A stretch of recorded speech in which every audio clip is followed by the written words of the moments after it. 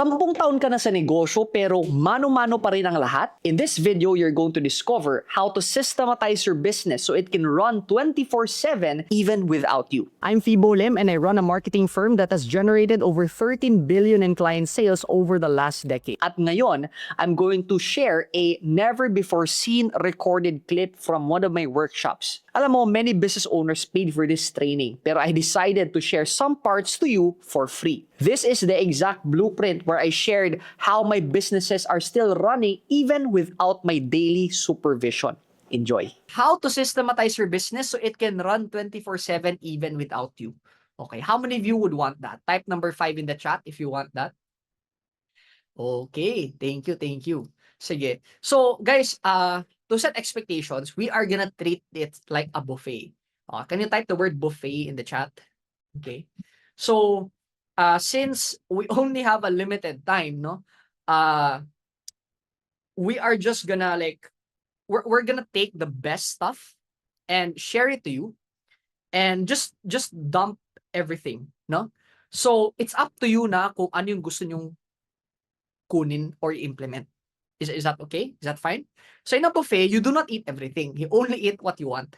So in this case, we're gonna share with you stuff, but it's up to you what you wanna pick. So just pick the stuff that you can apply right away and just implement on that. Okay, is that good? Can you type number 1 in the chat if that's good? Thank you, thank you. Thank you so much. All right. So here is what we're gonna be discussing in terms of the process part, no?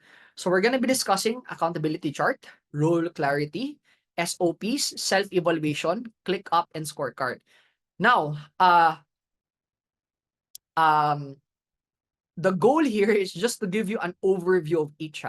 Because if we're gonna dive in deep for each, that's an entire day for each one. Okay. So you can do your due diligence na lang in finding how to learn about this stuff. Okay. So let's start first with accountability chart. But before that, no, I have a special guest with me. Okay, di ba? Meron tayong Valentine's na tayo. So I asked my wife, sabi ko, what if our Valentine's date, kasi sa inyo, possible nag-attend yung asawa nyo. Okay, sa amin din is, I invited my wife. Okay, so she doesn't want, so I have to force her. And for you to force her as well, you have to give her some love. All right? Can you give my wife some love in the chat if you want her to come and share her knowledge, no? Because guys, sa business po namin, we are like partners. We're not only like husband and wife, but also partners. No, I am in charge of the sales and marketing, and she is in charge of all the operations, the back end, the people, the processes. So sabi ko, what more? Parang the best person that can share this is my wife, together with me. Alright? So, we're just gonna make this informal, para siyang podcast, no? So, okay lang ba sa inyo? Para siyang podcast, so like, we're just gonna like talk and just enjoy the podcast. Alright? So, ladies and gentlemen, please help me welcome my wife, Giselle. Giselle Lim. Give her some love. Dito ka naman. Yan. Sige, so, wala akong nagawa, no? Valentine's lang kami? daw. So, pagbigyan na lang. this is our Valentine's Day. Buddy! Ayan. Okay, so I owe her. I owe her a Valentine's Ayan. So, wait lang, I want to see myself. Yeah, may good here. All right, sige. So, let's discuss each one. Podcast style lang to. Wait lang. Ilagay na natin. If you want. No. 1 sec. Let's make this somewhat informal. Okay. So, let's start first with accountability chart. All right. So I want to share. Parang ano na lang siguro. Let's just just talk na lang. Just Sundan lang ako. add in something, no. So, a lot of people create what you call an organizational chart. How many of you are familiar with this already? Can you type number 1 in the chat if you're familiar with this organizational chart? No. So there is a difference po with organizational chart and accountability chart. Okay? Because an organizational chart is based on people. Okay? So, kumbaga, kung dalawa kayo, dalawa lang din yung box. Kung 5 kayo, 5 din yung box. But in an accountability chart, it's based on positions. Can you write that down? Organizational chart is based on people, accountability chart is based on positions. So what we implement in our business is accountability chart. Kumbaga, okay, kahit ikaw lang po mag-isa sa kumpanya ngayon, dapat yung accountability chart mo mukhang ganito na. So you always want to expect that your team will grow, and most business owners are not really business owners. They're just self-employed. Okay? So like, ito yung problem kasi ng self-employed because you get the instability of the business plus you do not have security of a job. You just imagine that. Okay? So the goal is not you should fire yourself. Can you type the word fire yourself in the chat, please? No, you should fire yourself. Yan. So that you will be considered as a business owner, you should be out of the business. Okay? Because if the business is dependent on you, let me just, para makita yung mga beauty natin, no? If the business is dependent on you, you do not have a business. You have a job. And you hired yourself. You have a job. And it is the worst job. Okay? So, with that in mind, na, okay, I have to get out of the business so the business can run without me. You need what you call a team. Okay? You need what you call a team, and you need what you call a processes and people. Okay? So, in this case, is ito yung pinaka-start, no? Kasi you wanna visualize how it would look like. For example, CEO, okay, executive assistant, operations manager, let's zoom in a little bit. How do I zoom in this? Sales and marketing head. Because in any business, there are always three main departments, no? First is the sales and marketing. Second is the operations. Third is the finance and admin. Okay? Lahat ng business meron talaga yan. Yung tatlo na yan, no?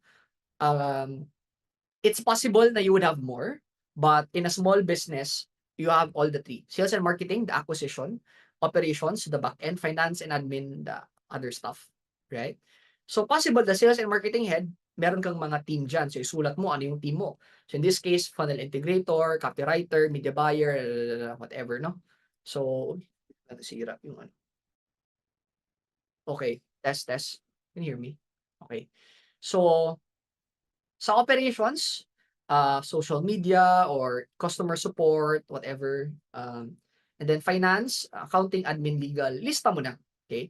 So, ito po. Okay? Here's how an accountability chart works. So, in an accountability chart, meron na po kayong ganito. Tapos, kung isa lang po kayo sa negosyo, okay? Ilagay niyo yung pangalan mo sa lahat dyan. Kasi you are wearing all of the hats. Right? Now, why am I sharing this? It's because when you hire someone in the future, it's easy to delegate tasks na. Okay? The problem kasi is we hire based on emotion, no? And the worst of all, we hire pag stress na tayo. Sino ba nakarelate dito, no? Yung tipong, I'm so stressed, and so I'll hire. So when you hire, who do you hire? Anyone that is breathing. Okay? So hiring. And then, okay, you wanna apply? Alright, let's go. Okay? Wala na interview. Parang sabi, or pwedeng interview, okay, are you interested? Okay, you're hired, no? Why? Because you're so stressed that you want to remove your stress by hiring. And what happens when you hire? You become more stressed. Okay, akala mo na wala yung stress mo, pero ang nangyayari, pinasa mo yung task mo, pero kailangan mo pa siyang bantayan na magawa yung task niya. Kaya lang, hindi niya nagawa yung task niya, so ikaw pa yung gumawa ng task na pinasa mo, plus binayaran mo pa siya, plus binanage mo pa siya, plus nag-absent pa, plus ang dami pang OA, no? Sino ba nakarelate nito? Type number 1 in the chat. Yan. The reason why I can share this because we have handled like more than 100 employees have already went through our company, and we have faced every single personality, no? A lot of excuses. Sometimes when you hire, sasabihin daw okay daw, super excited, tapos bilang hindi sisipot. Minsan one day lang, you know. Sometimes tinapos yung isang buwan, tapos umalis, hire ulit ka na, tapos stress ka na. So, and ito pa yung worst, no? Kasi sometimes when you hire, and then you realize na hindi siya qualified, okay? However, you have already built a relationship. So now, you have a problem. How can you hire someone na you have already built a relationship? So what you did is, you understand that person. And worst of all, you hired a relative. How can you fire a relative that is not qualified? Okay? And that person was in your company, dumaan na 1 taon. Andyan pa rin siya. And tatanungin kita, no? Ano ba what's his purpose? Yung sagot mo, ang tawag nun, anong purpose andyan pa siya na wala naman siyang kwenta kasi ang nangyayari, hinire mo siya, ikaw parang gagawa ng task, binayaran mo pa siya, hindi sana binayaran mo na lang siya tapos hindi mo na siya ipatrabaho. Ikaw na lang magbigay ng pension sa kanya. Para masaya siya, di ba? Kaysa sa pinapa-duty mo, at the end of the day, ikaw pa rin gagawa ng task. And if I ask you, why have you not fired that person? It's because takot ka mag-fire kasi relative mo siya. You've built a relationship with that person already. And now, after 12 months, that's the time na you fired that person. When in fact, you could have fired that person on the first month. And now, you wasted 11 months of your time, energy, and money just because you didn't fire that person early. Sino ba nakarelate nito? Type number 2 in the chat. Okay. Sabi ko nga, di ba, ito yung isa sa mga favorite topics ko eh. Diba? Kasi syempre, marami na tayong pinagdaanan, no? Yan, medyo maraming nakarelate nito. So, ikaw ba? May ma-share ka ba sa mga experiences? Ayan, open ka lang for may ma-share ka. So, hindi pala ako naka-share screen. Ayan. Okay. Ayan. So, now, the purpose of this, even if ilan ba kayo sa company? Sige nga, type in the chat. Ilan ba kayo sa company? 1, 2, 5, 10, 1 million. Ilan ba kayo sa company? Okay, we have 5, we have 2, we have 15. Okay, 1, so on. Okay, good. All right, thank you so much for sharing, no? So, kahit 1 ka lang, 2 ka lang, 5 ka lang, no? Kailangan nabuo na po ito. So, for example, 1 lang po yung tao nyo sa marketing. Okay? So, anong gagawin mo? Sabihin natin, yung pangalan si Kevin. So, what happens? Siya yung sales and marketing head, siya yung copywriter, siya yung graphic designer, siya yung video editor, siya yung funnel integrator, siya yung media buyer, siya lahat. Okay? So, he's filling all the hats.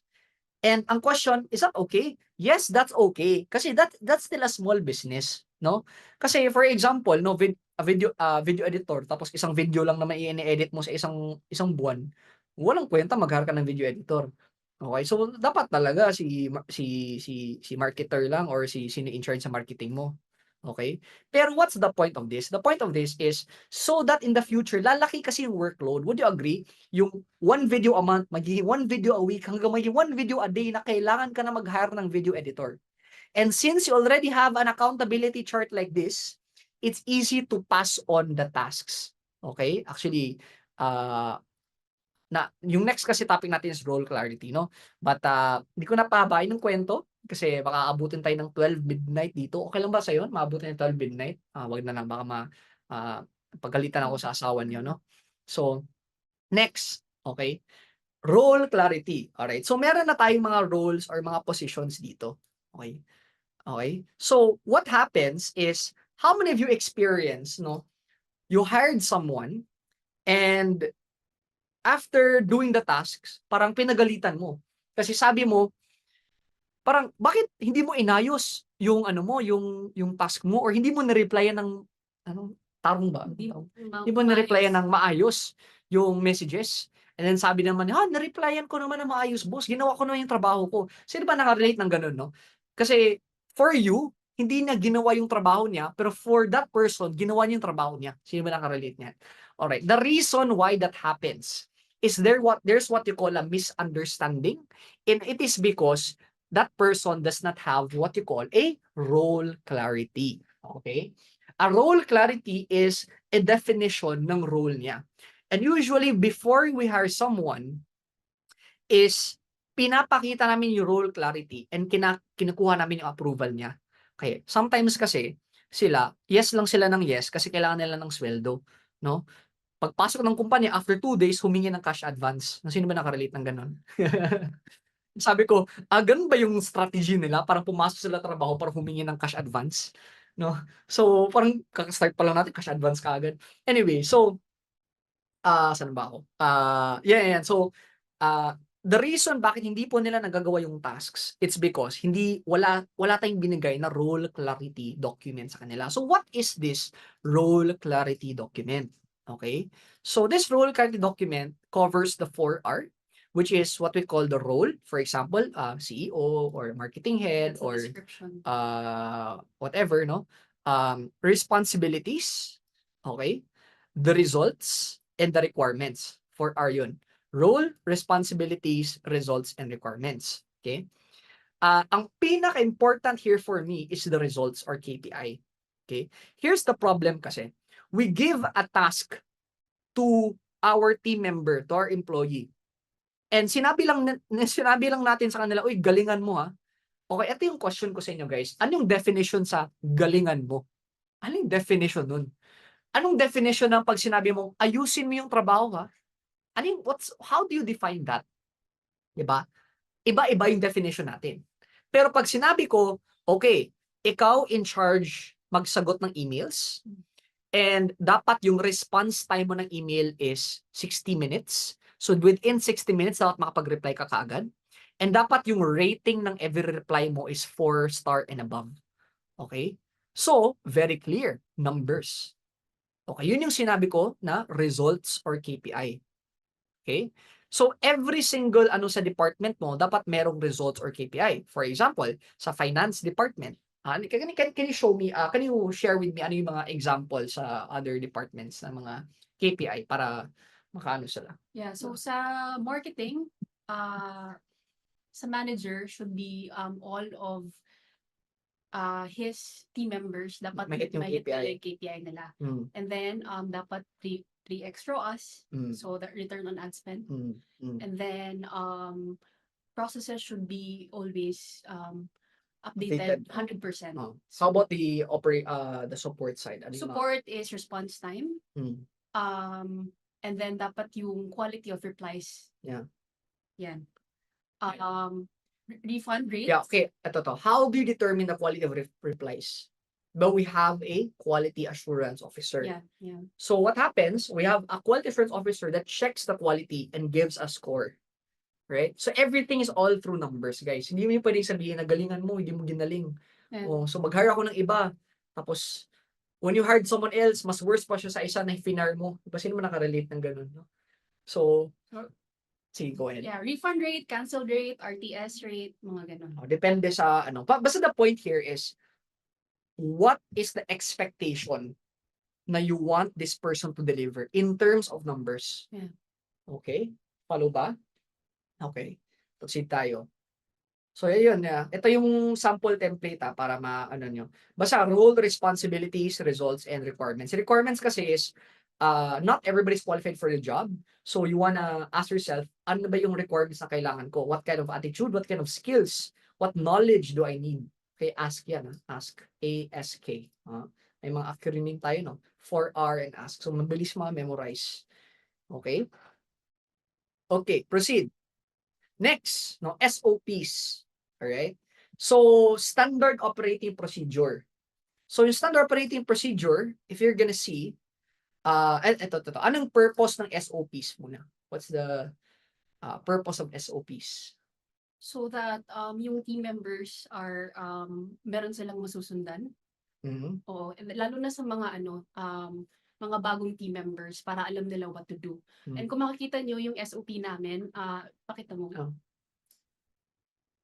Yan. As you can see sa SOP namin, it's easy to understand kasi we have a policy sa company namin na we should treat our team members, lalo na yung mga rank and file, and yung mga bago na they are like children, no? Mga kinder na tinuturuan step by step. So, makikita mo pa lang sa document pa lang, kahit walang video, may intindihan mo na. So, yeah. Yeah, kasi some of us, we expect na how we think is how everybody thinks. Yeah. But it's like saying ba na uy, for example, may sinabi ka na, we instruct our team, no? Sinabi natin, uy, every time may customer na papasok ka, be courteous. Yeah. So, ito yung tanong ko. Para sa inyo ba, how do you define courteous? Sige nga, how do you define courteous? So, uy, every time may papasok na customer, you should be courteous. Ibang word na lang para, ano, sige. Dapat, Understand niyo ba yung courteous? welcoming. Ano ba? Sige nga, comment in the chat. What do you mean by courteous? So, kung hindi na alam, i-google niyo na lang, no? Pero ano yung Tagalog niyan or understanding niyo sa courteous, no? What do you mean by magalang? What do you mean by respectful? Okay? What do you mean by that? Would you agree na it can be courteous for Giselle but not courteous for me? Yes or no? Would you agree? Okay? So, the problem pag sinabi mong courteous is hindi clear. Ano yung ibig sabihin? It may be courteous for you but not courteous for him. 'Di ba? Pero pag sinabi mo, pag may papasok na customer, kailangan mag-smile ka. Okay? Kailangan mag-bow ka. Okay? And sasabihin mo, good morning, sir. Now, saan dito yung mas clear? 'Di ba? Mas clear pag sinabi ko sa iyo step by step na you have to smile, you have to bow, and you have to say good morning. Yeah. Because that is not debatable. Hindi siya subject for interpretation. Correct. 'Di ba? So that's where SOPs comes in because you create processes because possible kasi na may na-hire ka na magaling. Kaya lang nung umalis siya, wala. Sira yung department mo or sila yung role na yan. Kasi alam niya what to do but yung hinar mo hindi niya alam what to do. Yeah. Kasi hindi no na document yung processes. Correct. No? So I'll walk you through real quick yung mga processes namin. So for example, talent acquisition, interview process, employee, lahat ng process in the business from operations to marketing to sales to finance to admin, we have the processes, no? For example, employee onboarding, no? What to do, have necessary, ganyan. So, i-check nila lang yan. So, eto maganda, no? If yung empleyado mo aalis anytime, okay? Since naka-document yan lahat, ibibigay ko na lang yan sa bagong team member and pagdaanin na lang yan, Yeah. no? And may mga ano dito, may mga steps dito. Yan.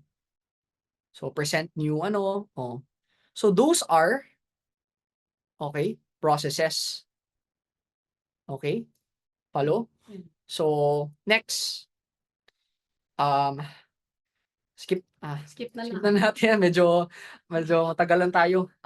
Wait lang. Skip na lang. So I want to discuss this So let's see. Walang link. Okay na yan. Can you find the link first?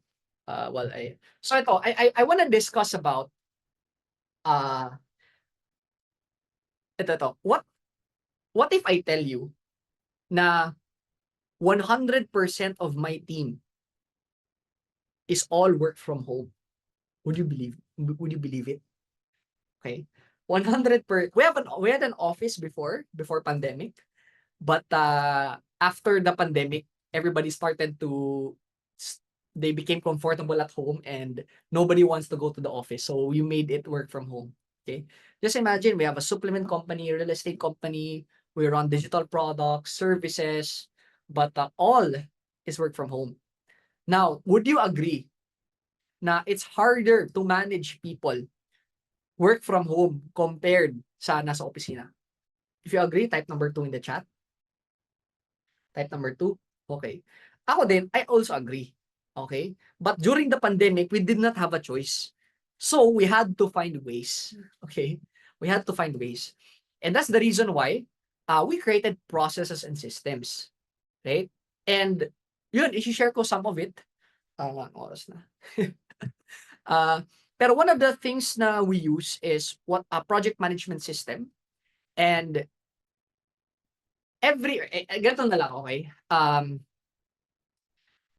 Okay. I publish contents regularly. Okay, I publish a YouTube video, for example. Now, would you agree when publishing a YouTube video, siguro, kahit yung YouTube, if you can find, ano lang, yun na lang siguro for now. Mhm. YouTube video ba? Or YouTube process natin. Ah, okay. Or something like that. So, every time I publish a YouTube video, there's a process. Would you agree? So, there's the script, there's the idea, there's the scripting, there is, ito na lang, ads na lang. Ito. Para, yeah. So, when we launch an ad, there's a process. Diba?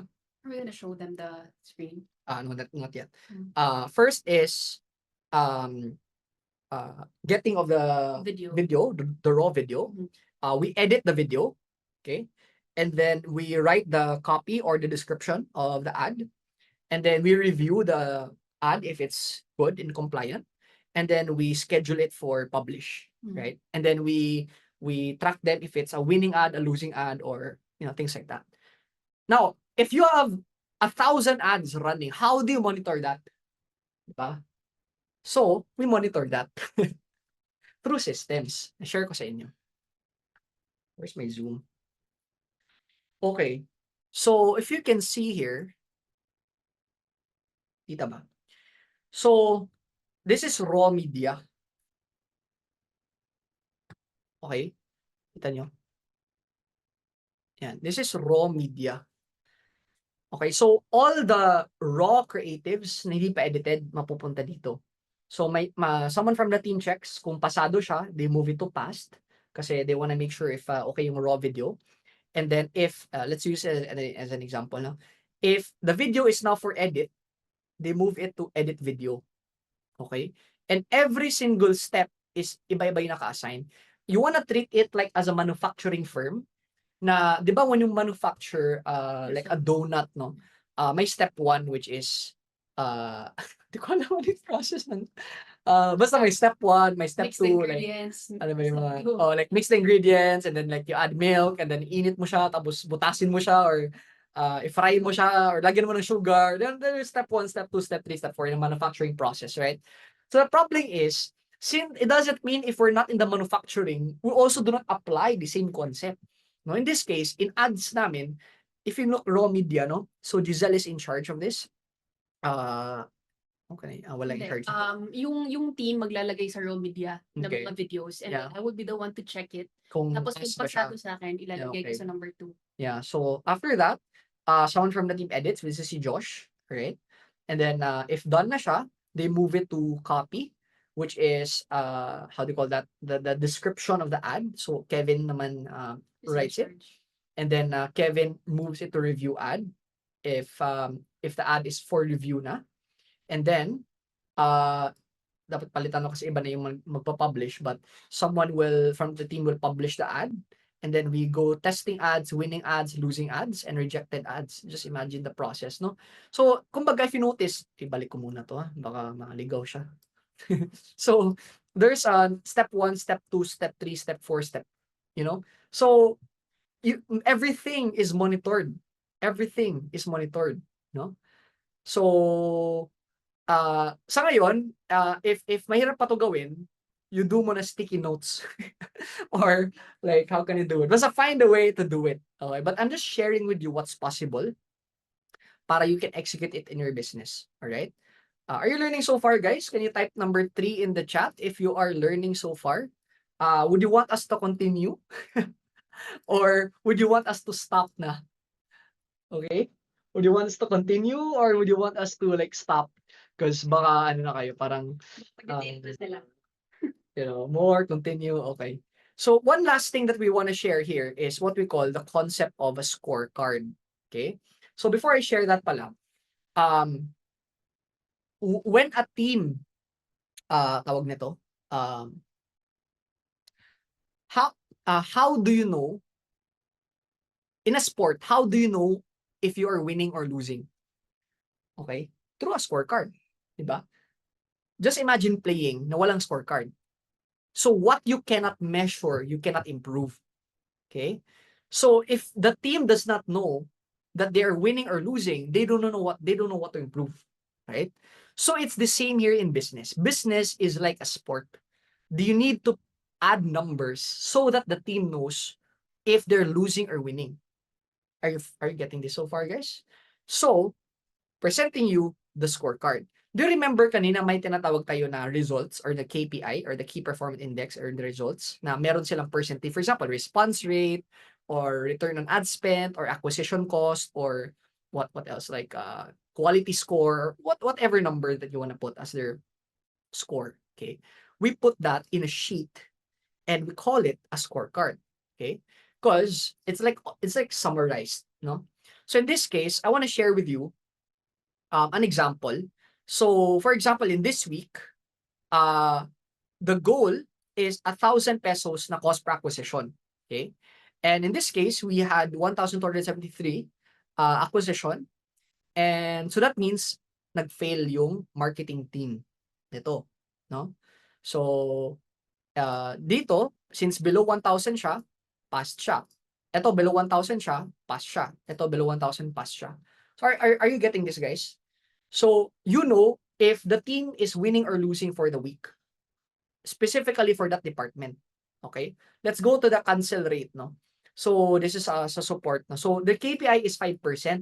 So you should not go more than 5%. So 3%, 3 and then 1%. So that means passed sila lahat. So just imagine, so ako guys, I just look at this, right? I just look at the score. So if the score is good, then I have nothing to worry. If the score is not so good, I coach them. Okay? Follow ba so far? Are you learning? Anything you'd like to add with a scorecard? Okay. Learning, yes. Ayan. Yeah, kasi we're running out of time, no? So, because I have to spend more time later. Now we have to discuss something pa. So, so that is the end of the process